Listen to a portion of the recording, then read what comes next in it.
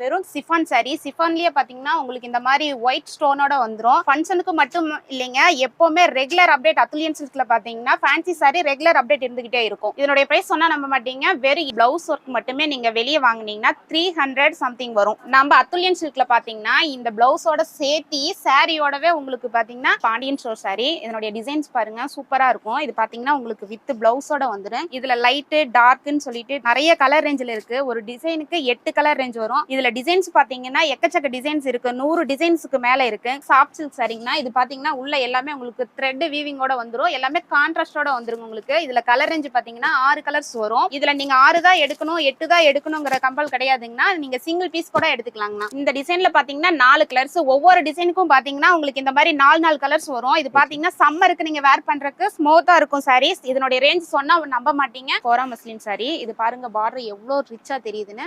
இதுல கலர்ஸ் பாத்தீங்கன்னா